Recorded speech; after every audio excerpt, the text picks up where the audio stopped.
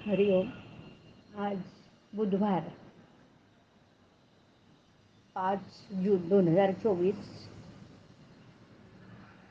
सद्गुरू ब्रह्मचैतन्य गोंदवलेकर महाराज यांच्या प्रवचनातून आज आपल्याला सांगणार आहेत की वैराग्यापासून सारा परमार्थ लटका आहे.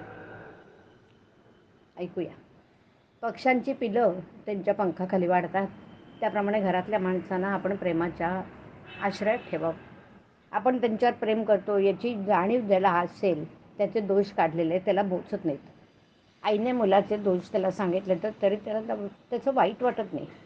रोग्याला अंगातला ताप निघाला की त्याला शक्तीचं औषध लागू पडतं, कारण शक्ती येणं हे स्वाभाविक आहे.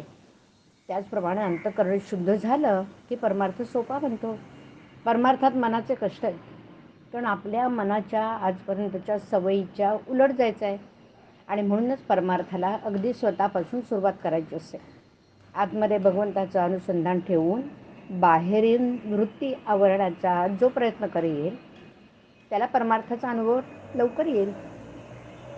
आपण आपले मन भगवंताच्या अनुसंधानात मोठ्या काळजीपूर्वक ठेवलं असताना त्याच्यावर आघात करायला विषय अगदी टपलेला आहे. मन जरा भगवंतापासून बाजूला झालं की पुरे विषयाने त्याच्यावर घाला घातलाच म्हणून समजावं. साधकाने रात्रंदिवस अगदी डोळ्यात तेल घालून जपलं पाहिजे. म्हणून परमार्थ म्हणजे अखंड सावधानता. प्रपंच आणि परमार्थ वेगळा नाही. प्रपंच अनासक्तीने आनंदाने करणे हाच परमार्थ. परमार्थाच्या आड काय येतं? धन, सूत, दारा वगैरे आड येत नाही का? तर त्यांच्यावरचं जे ममत्व आहे ना ते आड येतं. वस्तूवर आसक्ती न ठेवणं हे वैराग्य आहे. ती वस्तूच नसणं हे वैराग्य नव्हे. एखाद्याला बायको नसली म्हणजे तो विरक्त आणि असली तर आसक्त असं म्हणता येणार नाही. बायको असून लंपट नसेल तर तो विरक्त. ते परमात्म्यानेच दिलेलं आहे, ते त्याचं आहे असं मानून आनंदाने राहणं हे वैराग्य. या भावनेत राहून जो इंद्रियांच्या नादी लागत नाही तो वैरागी. वैराग्यापासून सारा परमार्थ लटका आहे. कोणतीही गोष्ट अभ्यासानेच साध्य होत असते. आज खरी भक्ती नाही म्हणून भगवंताचं स्मरण नाही, आणि भगवंताचं स्मरण ठेवण्याचा अभ्यास केल्याशिवाय खरी भक्ती येत नाही.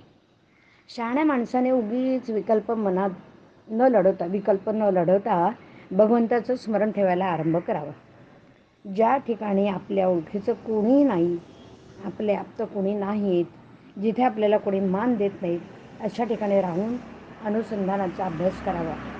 जिथे कोणी आपल्याला ओळखत नाही असं स्थान आपल्याला अभ्यासाला फार चांगलं असतं.